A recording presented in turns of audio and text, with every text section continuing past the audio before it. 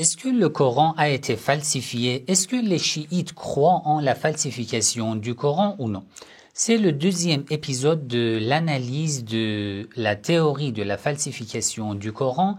Comme je vous ai expliqué dans le premier épisode, j'analyse cette question, la falsification du Coran, de différentes manières, de différents aspects. Donc, il faut voir une série complète.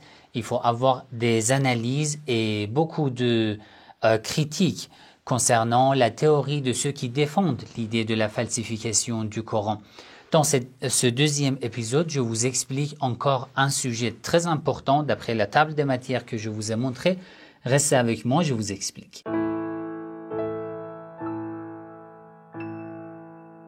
Bismillah ar-Rahman ar-Rahim. Avant de commencer, si ce genre de contenu vous intéresse, n'oubliez pas de cliquer sur j'aime, de partager la vidéo, écrivez votre avis dans les commentaires. Si vous n'êtes pas encore abonné à ma chaîne, abonnez-vous et cliquez sur la cloche pour être informé dès que je publie une nouvelle vidéo. Comme vous avez déjà visionné le premier épisode, dans le premier épisode, je vous ai expliqué, je commence une série de vidéos pour analyser la question de la falsification du Coran. Du fait que certaines personnes, comme Cheikh Amir Qureshi dans les réseaux sociaux sur leur chaîne, ils défendent la falsification du Coran et la communauté musulmane croit que voilà, c'est ça le chiisme. Et tous les chiites croient en la falsification du Coran, croient que le Coran a été falsifié. J'ai vu qu'il est indispensable, qu'il est nécessaire d'en parler et d'avoir des analyses bien détaillées. C'est pour ça que j'ai créé une playlist intitulée Falsification du Coran, dans laquelle je vais mettre tous ces épisodes. Vous pouvez suivre tous les épisodes à partir de cette playlist. Dans le premier épisode, j'ai analysé d'abord la définition de at-tahrif, la falsification ou l'altération. Ensuite, je vous ai parlé des versets du Coran qui contredisent la falsification du Coran. Et à la fin, je vous ai expliqué, est-ce que je peux donner des preuves du Coran pour prouver que le Coran n'a pas été falsifié? Là, j'ai développé le sujet. J'ai dit que lorsque je parle avec les non-musulmans, non, ce n'est pas suffisant de donner des preuves coraniques parce que lui, il ne croit pas en le Coran. C'est pas logique. Mais lorsque je parle avec les musulmans, oui, une preuve coranique peut être suffisante et peut être valable. D'accord? Ça, c'est ce que j'ai expliqué dans le premier épisode. Donc, ce que j'explique dans cette série de vidéos, ce sont des explications et des argumentations qui sont profitables pour les musulmans. Au début, je suis en train de préciser que cette argumentation est profitable pour les musulmans. Mais si un non-musulman visionne cette vidéo et cette série de vidéos, il peut voir en fait comment on fait des arguments, comment je raisonne, comment j'argumente. Mais normalement, ce genre de preuve, un hadith, un verset du Coran, ne peut pas être valable pour un non-musulman. Pour ce genre de personnes, je vais faire d'autres vidéos, comme l'analyse du livre Le Coran des historiens. J'ai créé une autre playlist pour analyser et critiquer le livre Le Coran des historiens de, Dr Amir Moazzi. Il y a beaucoup d'articles dans ce livre, j'ai commencé et j'ai publié en fait le premier épisode aussi. Cette série de vidéos pourrait être profitable pour les non-musulmans, mais cette série que je suis en train d'expliquer sont spécifiquement pour les musulmans. Alors, dans ce deuxième épisode, je vais parler du statut du Coran dans les hadiths chiites. Comment les Ahlul Bayt alayhimus salam se comportaient avec le Coran. Quelle était leur pratique régulière avec le Coran. D'accord. J'ai vu que certaines personnes ont essayé de me critiquer en visionnant le premier épisode. Mais comme je vous ai expliqué, dans le premier épisode, c'est une série de vidéos. Après avoir visionné le premier épisode, beaucoup de frères, il y a eu des frères et des sœurs qui m'ont critiqué en me donnant des hadiths concernant la falsification du Coran. Alors que dans le premier épisode, je ne parle que des versets du Coran. Si vous voulez critiquer le premier épisode, vous devez critiquer ce que j'ai expliqué. Parce que je vous ai dit, voilà, c'est la table des matières. Je vous ai dit qu'il y aura environ une vidéo, plus de 20 vidéos. C'est la table des matières. Dans le premier épisode, j'ai parlé des preuves coraniques. Dans cet épisode, je vais parler du statut du Coran. D'après l'opinion et le point de vue des Ahlul Bayt alayhimus salam dans les hadiths. Dans la troisième vidéo, je vais parler des hadiths qui parlent qu'ils nous ordonnent de comparer, de vérifier la véracité des hadiths avec le Coran. Et voilà, vous avez la liste, j'ai déjà expliqué cette table des matières. Donc, une fois cette série est complète, vous pouvez critiquer la série entièrement. Et si maintenant vous voulez critiquer ou analyser mon argumentation, vous pouvez rester dans le cadre de mon contenu dans chaque épisode. Parce que dans le premier épisode, le thème n'était pas des hadiths. Donc normalement, en me critiquant, vous ne pouvez pas me donner des hadiths. Parce que je vais parler des hadiths. Dans les épisodes suivants, comme vous pouvez voir dans cette table des matières. Je vais vous donner ce PDF. Une fois la vidéo est publiée sur YouTube, je vais publier le fichier PDF de ce que vous voyez sur mon écran sur ma chaîne sur Telegram Messenger. Ma chaîne Le Chiisme sur Telegram Messenger. Le lien se trouve dans les descriptions. Vous pouvez vous abonner pour pouvoir avoir accès en fait à ce PDF. Alors, pourquoi ce sujet est important? Parce que des personnes comme, par exemple, Cheikh Amir Qureishi et d'autres personnes qui sont, d'après beaucoup de gens, le symbole du chiisme alors qu'ils ne le sont pas, parce qu'il y a énormément de grands savants de références religieuses qui disent le contraire, ils parlent de l'intégralité de la sunna des Ahlul Bayt alayhimus salam ou du prophète Muhammad sallallahu alayhi wa sallam. Ils disent qu'il faut voir et comprendre l'intégralité, l'ensemble des paroles des Ahlul Bayt alayhimus salam. Je dis d'accord, moi aussi je suis d'accord avec vous. Mais pourquoi vous négligez beaucoup de hadiths, un grand nombre de hadiths qui contredisent la théorie de la falsification du Coran? Mais vous négligez ces hadiths. Alors que beaucoup de ces hadiths sont, si vous considérez la chaîne de transmission, ils sont authentiques. Si vous considérez dans vos règles de l'évaluation des hadiths, si vous considérez la comparaison avec le Coran, ils sont authentiques. Si vous considérez la comparaison de ces hadiths avec d'autres hadiths authentiques, ces hadiths sont authentiques. Je sais que vous mettez en question en fait la science de Ar-Rijal, l'évaluation des narrateurs. Mais bon, je vais en parler dans les épisodes suivants. Petit à petit, je vous explique, je vous donne des explications et les paroles des Ahlul Bayt alayhimus salam et vous allez voir, est-ce que, en lisant ces paroles des Ahlul Bayt alayhimus salam, nous avons le droit d'attribuer la théorie de la falsification du Coran aux imams alayhimus salam ou non? Premier chapitre, le refuge. D'après le verset du Coran et les hadiths, le Coran est notre refuge. Regardez le verset 59 de la sourate An-Nisa, la sourate numéro 4. Ya ayyuhalladhina aman. Ô vous qui croyez, ati'u Allah wa ati'u Rasul. Obéissez à Allah et obéissez aux messagers. Très bien. Wa ulil amr. Et à ceux qui détiennent l'autorité. Dans le hadith que je vous donne dans les pages suivantes, l'imam alayhi salam interprète, ça veut dire quoi? Ulil amr, ceux qui détiennent l'autorité. فَإِن تَنَازَعْتُمْ فِي شَيْءٍ, si vous avez eu de divergences entre vous, de différends, d'accord, qu'est-ce que vous devez faire?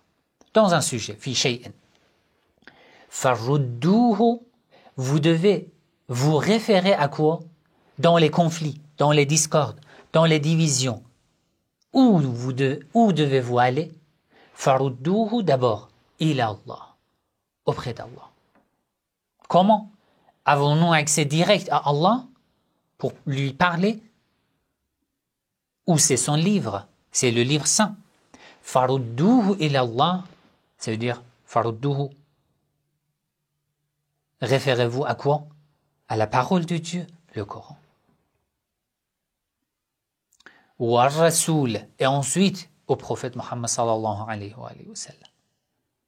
Même si le prophète aussi, lui-même, comme je vais expliquer dans les épisodes suivants, il nous a dit que je laisse parmi vous 2 trésors ou 2 califes, le Coran et mes Ahlul Bayt. Le Coran et mes Ahlul Bayt. Et il a dit, l'un est plus grand que l'autre, le Coran. D'après ce verset du Coran, dans les conflits, les divisions, les discordes, le Coran est le refuge. Si le Coran est falsifié, comment il peut résoudre les problèmes, les conflits, les divisions, les discordes? Allah ne savait pas que son livre aurait été falsifié. Pourquoi il nous a ordonné de nous référer au Coran lors des conflits? Il nous ordonne de chercher le refuge auprès d'un livre falsifié. Tu ne peux pas dire que, oui, le Coran, le vrai Coran est auprès de l'imam al-Mahdi, un Coran qui ne peut pas aider les musulmans, la communauté, alors que Allah nous a ordonné de chercher le refuge auprès du Coran. Comment ce Coran pourrait être utile? À quoi sert ce Coran? Ce verset nous prouve que le Coran est notre refuge. Un livre falsifié ne peut pas être le refuge d'un musulman. Un livre falsifié ne peut que t'égarer du droit chemin, du vrai islam. Ce verset prouve que le Coran n'a pas été falsifié. En interprétant ce verset, il y a un hadith très intéressant des Ahlul Bayt alayhim salam, dans lequel l'élève de l'imam lui demande pourquoi le nom des imams n'ont pas été mentionnés dans le Coran. Et l'imam nous explique. Ici, ce hadith, la chaîne de transmission est tout à fait authentique. C'est pour ça que j'ai mis la chaîne de transmission ici. Ali ibn Ibrahim, Muhammad ibn Isa, An Yunus. Ça c'est une chaîne. Une deuxième chaîne, Ali ibn Muhammad, Sahl ibn Ziyad, Abi Sa'id, de Muhammad ibn Isa, de Yunus. 2 chaînes. Et Yunus rapporte de Ibn Miskan, de Abi Basir, de l'imam al-Sadiq alayhi salam. Ce hadith est rapporté par Al-Kulayni dans le livre Al-Kafi, volume 1. Donc Al-Usul. Et c'est le premier hadith de ce chapitre. C'est la méthode de Al-Kulayni qui met les hadiths les plus authentiques en avant, au premier. Ça aussi, c'est un autre signe. Et un autre point important, quel est le titre de ce chapitre? Le titre de chaque chapitre vous montre ce que Al-Kulayni comprend par le contenu de ces hadiths. C'est important. C'est ce que beaucoup de gens ne savent pas et négligent. Quel titre a choisi Al-Kulayni pour ce hadith? Lui, il est un savant de 3e et 4e siècle. Comment il a compris ce hadith? Regardez. Entre parenthèses, Ma nassallahu azza wa jal wa rasuluhu ala al-a'immati alayhimus salam wahidan fawahidan. Dans les pages suivantes, j'ai mis la traduction aussi. Et ici, la référence, j'ai mis comme lien. Lorsque vous avez téléchargé le PDF sur ma chaîne Telegram, vous pouvez juste cliquer sur ce titre, la référence, pour voir le texte à partir de la source. Et j'ai mis la traduction ici en 3 pages. Alors, Ma nassallahu azza wa jal. Ça veut dire quoi? Ce que Allah et son prophète ont désigné. Comment ils ont désigné les imams? Un par un. D'accord? C'est le titre de ce chapitre. Alors, Abu Basir, il dit « Sa'altu Aba Abdillah » j'ai interrogé l'imam as-Sadiq alayhi salam. « An qawlillah » du verset du Coran que je viens de lire « Ati'u Allah wa ati'u ar-rasul wa ulil amri minkum » obéissez à Allah, obéissez aux messagers et à ceux qui détiennent l'autorité.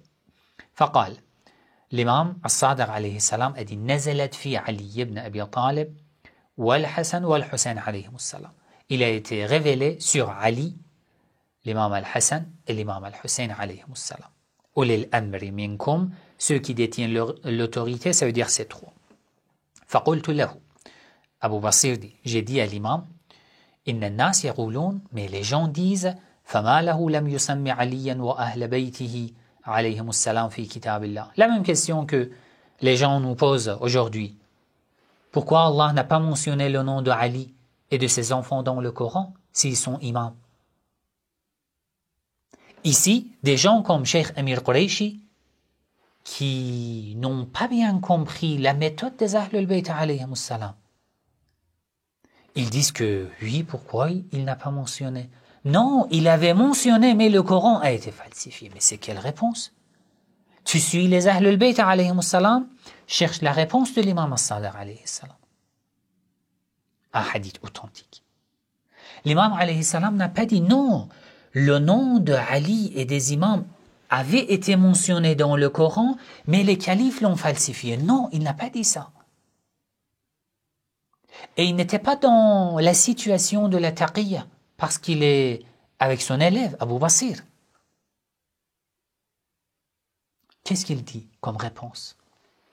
Il dit « Qulu lahum » dites-leur « Inna Rasulallah sallallahu alayhi wa alayhi » le prophète « Nazalat alayhi as-salah » a reçu la prescription de la prière par Allah dans le Coran. Allah a prescrit la prière dans le Coran. وَلَمْ يُسَمِّ Allah lahum thalathan wala arba'a. Mais Allah n'a pas précisé dans le Coran en 3 rak'ah, en 4 rak'ah, combien de fois? Allah n'a pas précisé. Alors que la prière,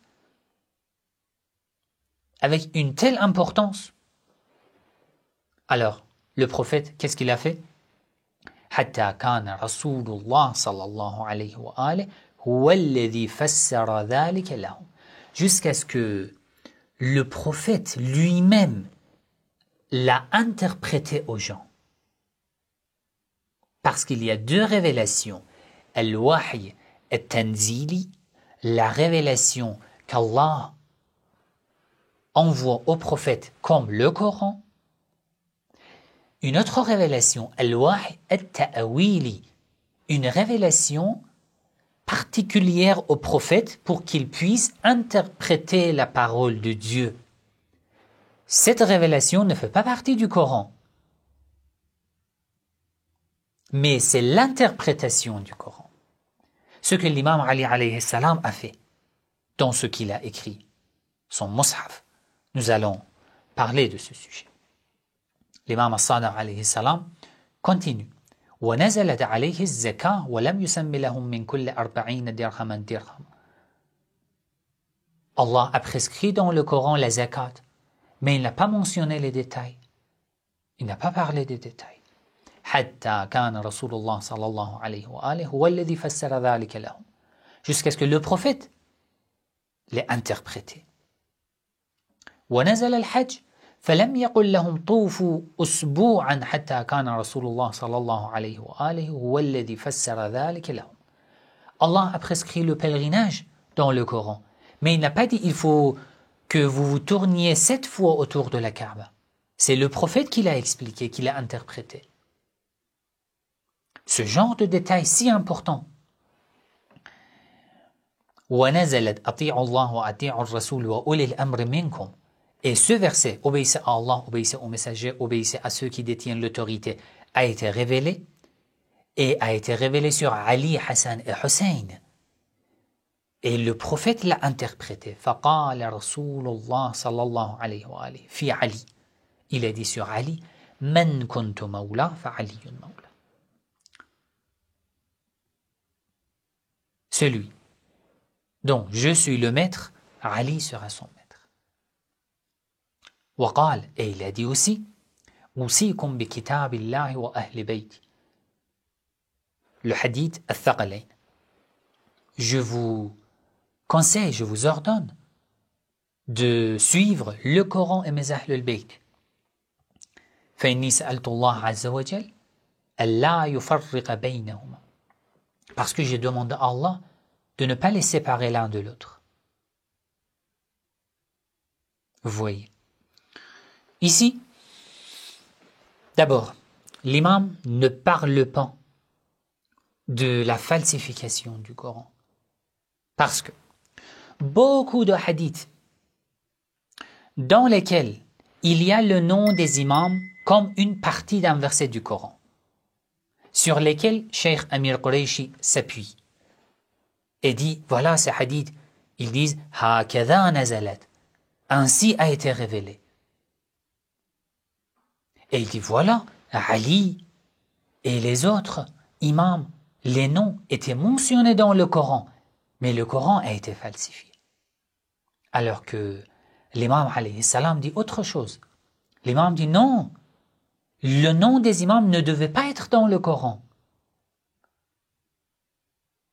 Qui a dit que ces noms devaient être mentionnés dans le Coran? Beaucoup de sujets importants, indispensables de l'islam aussi, sont mentionnés dans le Coran sans détail. L'idée de la succession du prophète a été mentionnée, oui, comme ce verset et comme beaucoup d'autres versets.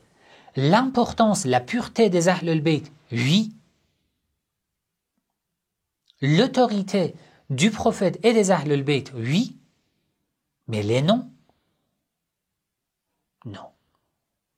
L'imam al-Sadiq alayhi salam, il ne dit pas que le Coran a été falsifié. Vous voyez donc, les hadiths sur lesquels le Cheikh Amir Qureshi ou les autres, les sunnites qui critiquent les chiites, qui prennent ces hadiths, ils disent, regardez, le nom de Ali faisait partie de ce verset, mais il a été falsifié. Ces hadiths ne veulent pas dire que le Coran a été falsifié.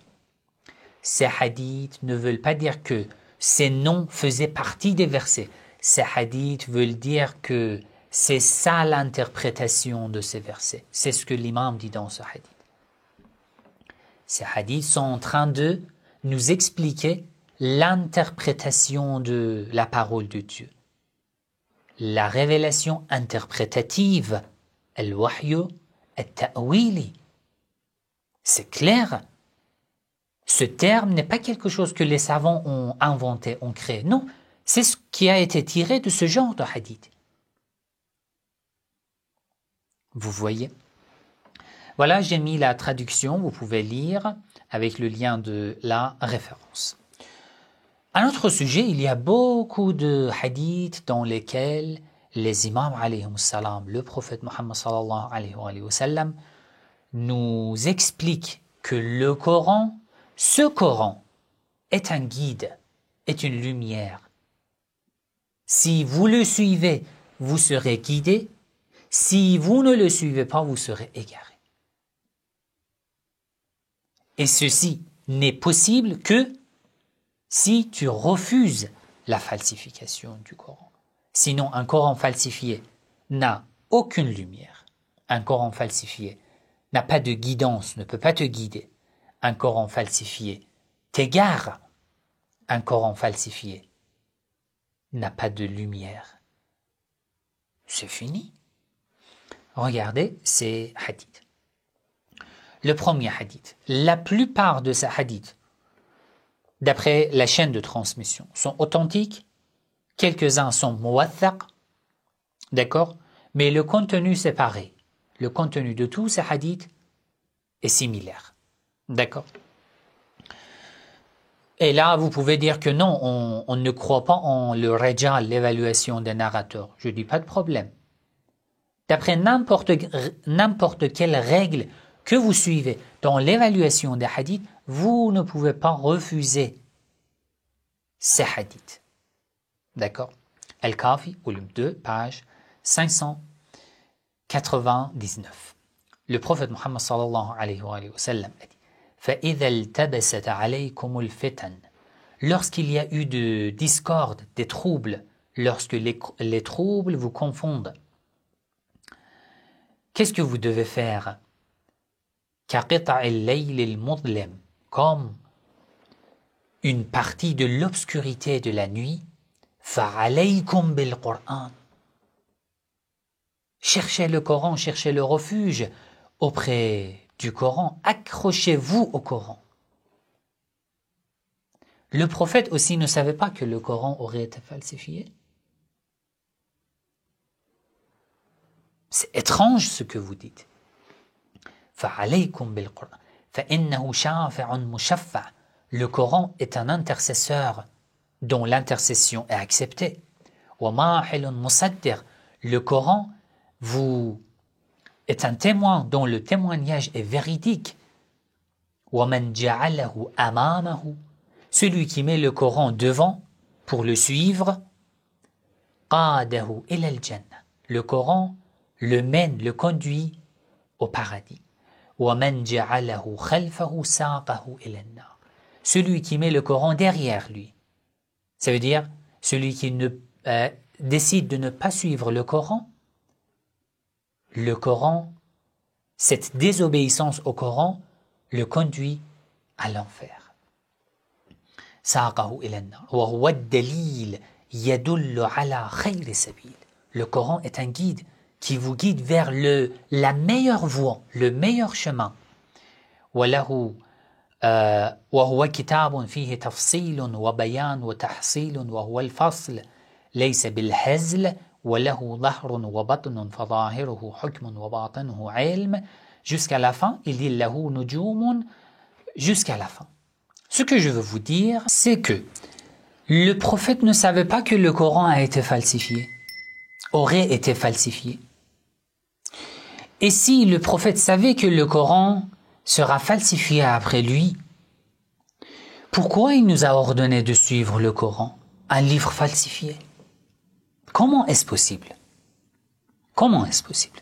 De plus, un autre point intéressant, le prophète dit quoi? فَعَلَيْكُمْ بِالْقُرْآنِ Al-Qur'an. Alif et lam. Alif et lam dans la langue arabe a plusieurs significations. Ici, c'est quoi? Lorsque tu veux désigner quelque chose, par exemple, ici, tu as un livre, tu dis Al-Kitab. Ce livre-ci, il dit Al-Qur'an. Ça veut dire que le Coran était déjà reconnu comme livre.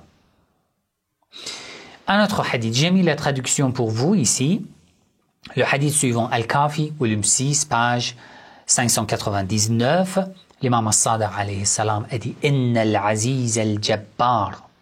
Allah exalté soit-il, le glorieux, Anzala alaykum kitabahu, vous a révélé, vous a envoyé son livre, wa huwa as-sadiqul bar, alors que son livre est véridique et droit. Fihi khabarukum wa khabaru man qablakum wa khabaru man ba'dakum. Dans le Coran, il y a votre histoire, l'histoire de ceux qui sont passés, l'histoire de ceux qui viennent. وَخَبَرُ السَّمَاءِ وَالْأَرْضِ Les nouvelles des cieux et de la terre. وَلَوْ أَتَاكُمْ مَنْ يُخْبِرُكُمْ عَنْ ذَلِكَ لَتَعَجَّبْتُمْ Le Coran est complet. Mais vous ne comprenez pas. Vous ne comprenez pas tout.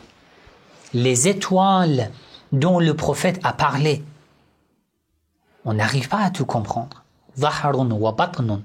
À l'intérieur, qu'est-ce qu'il y a à l'intérieur? Tu n'arrives pas à tout comprendre. 1000 exégètes du Coran n'arrivent pas à apprendre. Hatta walau ataakum man yukhbirukum an dhalik lata'ajjabtum. Si quelqu'un vient et vous informe des trésors du Coran, vous serez étonné. Ce passage parle de l'imam Al-Mahdi Ajjalallahu Ta'ala Farjahu Sharif. Qui parle ainsi? C'est l'imam As-Sadiq alayhi salam. De quel Coran? Du même livre, du même Coran. Pourquoi? Pourquoi je dis il parle du même Coran qui était chez les hommes, chez les gens, les musulmans? Parce que il dit si quelqu'un vient et vous informe de ces trésors, vous serez étonné. Si le Coran est un Coran que les gens ne connaissent pas, un Coran qui n'est accessible que chez l'imam al-Mahdi, ajjalallahu ta'ala farajahu al-sharif, ceci n'est pas étonnant parce que les gens ne le connaissent pas. Mais non, c'est un Coran chez les musulmans. Ils connaissent toutes et tous les versets du Coran. Mais lorsqu'il vient et qu'il vous informe de la vraie définition, de la vraie interprétation de ces versets, de ces trésors, vous serez étonné. Avez-vous compris?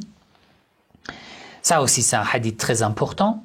Le hadith suivant, dans la page suivante, encore l'imam as-Sadiq alayhi salam a dit « Inna hadha al-Qur'an » ce Coran-ci, et non celui que vous imaginez qu'il y a chez l'imam al-Mahdi. Ce Coran-ci, فِيهِ مَنَارُ الْهُدَى dans ce Coran-ci, il y a des phares de guidance وَمَصَابِيحُ الدُّجَى et des lampes, des lumières pour éclairer les ténèbres.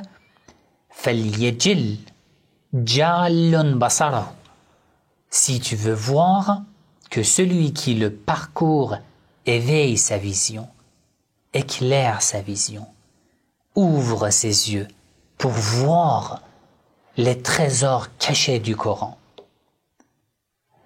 وَيَفْتَحْ لِلضِّيَاءِ نَظَرَهُ celui qui veut le parcourir, le lire, doit ouvrir ses yeux devant cette lumière.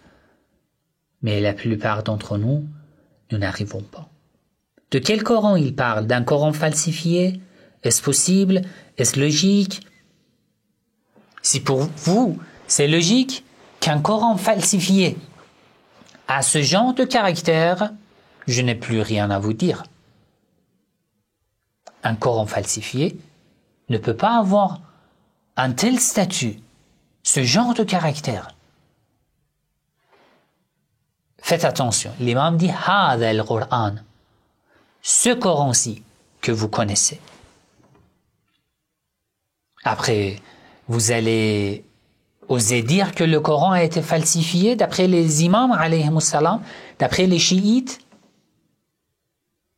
et vous négligez tous ces hadiths authentiques. C'est quelle méthode? Le hadith suivant, la même page, l'imam Ali alayhi salam dit Kana fi wasiyyati amir al-mu'minin. Dans le testament, les recommandations de l'imam Ali alayhi salam, le prince des croyants, à ses élèves, ses fidèles, il avait écrit I'lamu, sachez que, qui l'imam Ali alayhi salam, Anna al-Qur'an, il disait à qui? À ses élèves, ses fidèles. Anna al-Qur'an, sachez que le Coran, Hudan Nahar, est un guide dans la journée, wa nourul layl al-mudlim, et une lumière dans une nuit sombre. Ala ma kana min juhdin wa faqa. Si ce que vous dites, vous croyez que le vrai Coran, c'était chez l'imam Ali alayhi salam, et puis les imams jusqu'à l'imam al-Mahdi. Si le vrai Coran était chez l'imam Ali alayhi salam et non ce qui était chez les gens, pourquoi l'imam Ali devait donner une telle recommandation? Pourquoi? C'est logique que le vrai Coran, il garde chez lui. Le vrai Coran, si c'était chez lui, ça veut dire que même ses fidèles n'avaient pas accès à ce Coran. Alors il dit quoi? Sachez que ce Coran est un guide. Sachez que ce Coran est une lumière. Ah bon?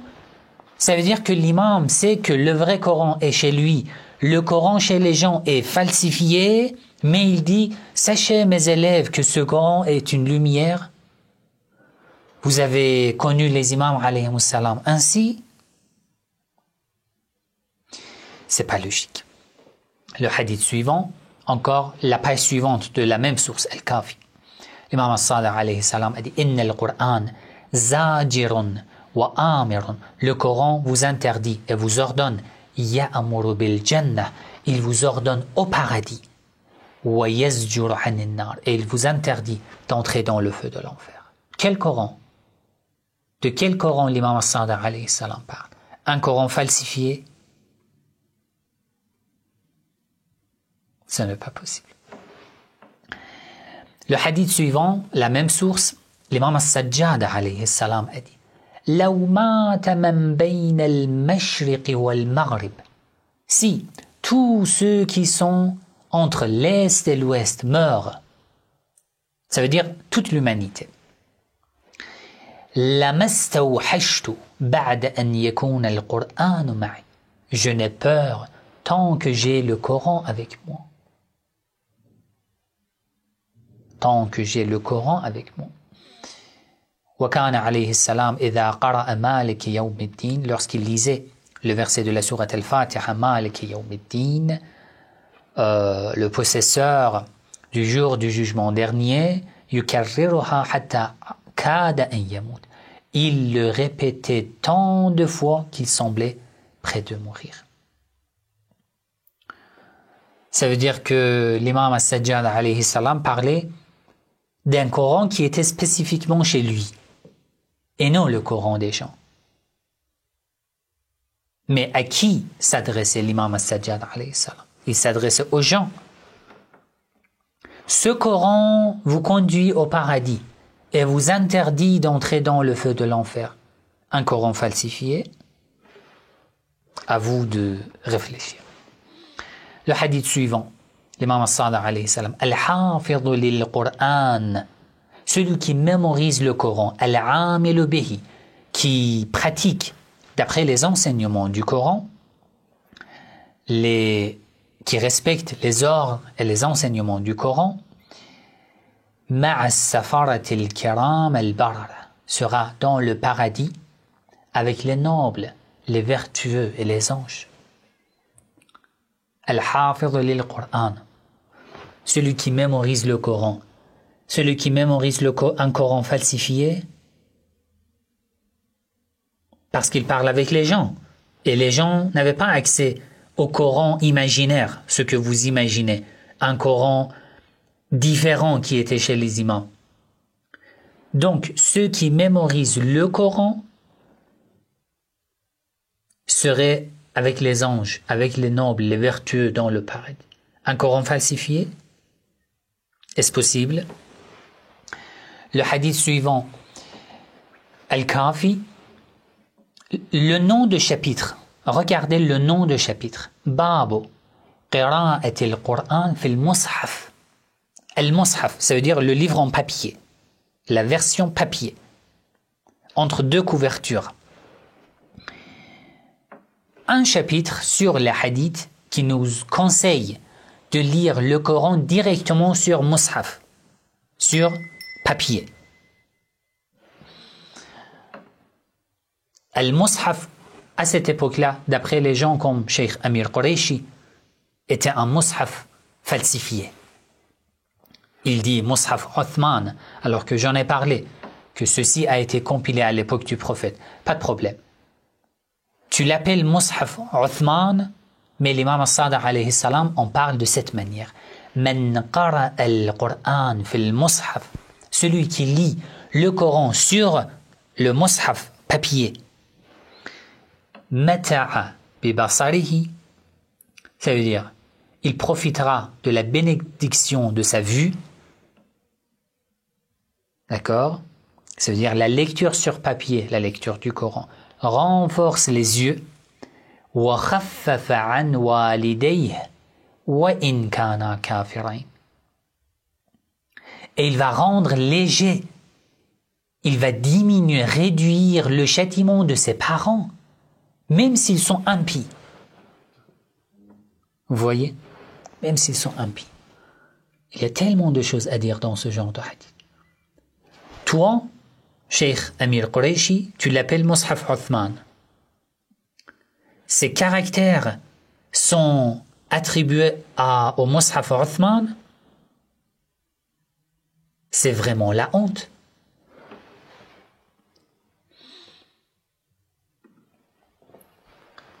C'est la honte.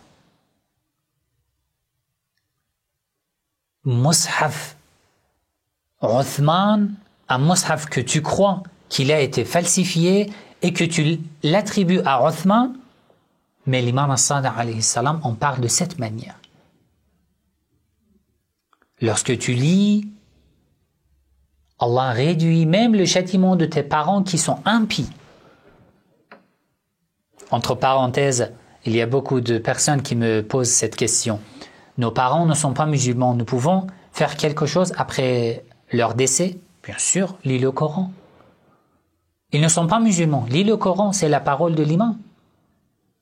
Cela réduit leur châtiment s'ils ont des châtiments au jour du jugement dernier. Le hadith suivant de Nahjul Balagha, la voie de l'éloquence.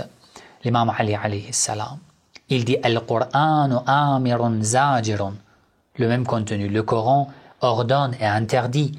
Wa samitun natiqun, il est silencieux mais en même temps parlant.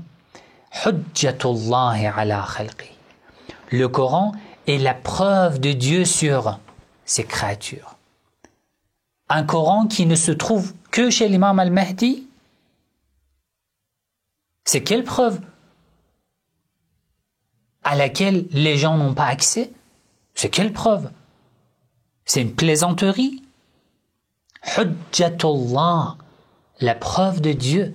Comment tu peux dire que ce Coran a été falsifié? Un Coran falsifié, ça veut dire un Coran qui contient des mensonges, de faux, qui peut égarer. Comment ceci peut être une preuve de Dieu? أخذ عليه ميثاقهم وارتهن عليهم أنفسهم أتم نوره وأكمل به دينه. Allah, par ce Coran, a parachevé sa religion. وأكمل به دينه, a parfait la religion et a parachevé sa lumière. À la fin, il dit وقد فرغ إلى الخلق من أحكام الهدى به. Dans ce livre, il a laissé beaucoup d'ordres, de recommandations pour guider les gens. فَعَظِّمُوا مِنْهُ سُبْحَانَهُ مَا عَظَّمَ بِهِ نَفْسَهُ. Il dit quoi? Ici. Alors, magnifiez Dieu pour la grandeur qu'il s'est attribuée. Mais qu'est-ce que tu as fait? Tu dis Mus'haf Uthman. Tu dis le Coran de Uthman. C'est vraiment la honte. Qu'est-ce qu'ils disent les imams? Qu'est-ce que vous dites avec une apparence chiite? Je ne sais pas. J'ai mis la traduction, vous pouvez lire. فإنه لم يخف عنكم شيئا من دينه ولم يترك شيئا رضيه أو كرهه إلا وجعل له علما باديا. Dans le Coran, vous trouvez tout. Tout ce dont vous avez besoin. Voilà. Et le dernier hadith. En fait, ces hadiths dans ce contenu sont énormément nombreux. J'en ai choisi juste quelques-uns. Quelques-uns. Il y a des dizaines de hadiths dans ce contenu. Mais le dernier hadith, la parole de Fatima az-Zahra, salamullahi alayha. Quand, après le martyre du prophète Muhammad sallallahu alayhi wa sallam, ou dans la mosquée, après l'attaque des califes contre sa maison, qu'est-ce qu'elle a fait? Elle est sortie à la mosquée en présence des muhajirun, des ansar, et elle a fait un sermon, un discours. Les Banu Hashim, les descendants de Fatima az-Zahra sallallahu alayha, mémorisaient le discours de Fatima. Ils mémorisaient ce discours tellement il est important. La parole de Fatima. Alors, qu'est-ce qu'elle dit? Dans un passage, il dit « Wa ma'ana kitabullah » Chez nous, il y a le livre de Dieu. Chez nous tous, toutes et tous. Bayyinatun basairu, dont les preuves sont claires. Wa aya fina munkashifatun sarairu. Il y a des versets, des signes apparents parmi nous. Les mystères sont dévoilés. Wa burhanun munjaliyatun. Le Coran est une preuve apparente, manifeste. Munjaliyatun dawahiruhu. Mudimul bariyata isma'uhu. Ici, j'ai mis la traduction, vous pouvez voir. Il fait entendre ses enseignements à l'humanité. Son suivi conduit au contentement divin, à la satisfaction divine. Et l'écoute de ces paroles mène au salut. Quel Coran? Il dit Ma'ana kitabullah. Chez nous, il y a le livre de Dieu après le prophète.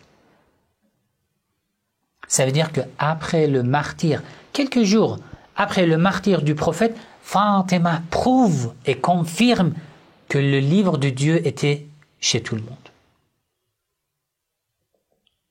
Et toi, qui ne connais pas les paroles de Fatima, tu viens de dire que le Coran a été compilé à l'époque de Othman. En tant que chiite, tu oses dire que c'est Mus'haf Othman, alors que c'est un livre divin sur lequel Fatima s'appuie, se base et argumente. Ma'ana kitabullah. Quelques jours après le martyre du prophète. Lisez les passages de Fatima al-Zahra sallallahu alayha. J'ai mis la traduction, vous pouvez voir. La conclusion est claire, juste en résumé. Un livre falsifié n'est plus un guide, mais un moyen de s'égarer. Parce qu'il y a des faux, des mensonges dedans. 2. Un livre falsifié ne peut pas être une source de lumière et de clarté. D'après les hadiths, le Coran est une source de lumière. 3. La récitation d'un livre falsifié ne peut pas mener au salut de l'homme et te conduire au paradis. Alors que les imams alayhi salam disent autre chose. 4. Lire à partir de mushaf falsifiés ne peut pas te conduire au paradis. N'a aucun intérêt. 5. Ne pas suivre un livre falsifié ne peut pas entraîner l'égarement, alors que les imams alayhi salam ont dit non, ne pas suivre ce livre vous conduit à l'égarement. Alors, qu'est-ce que vous dites? Vous dites que, d'après les imams, le Coran a été falsifié. C'est pour ça que j'ai dit, c'est une chaîne, c'est une série de vidéos. Tous ces éléments sont liés, sont enchaînés, comme les parties d'une chaîne.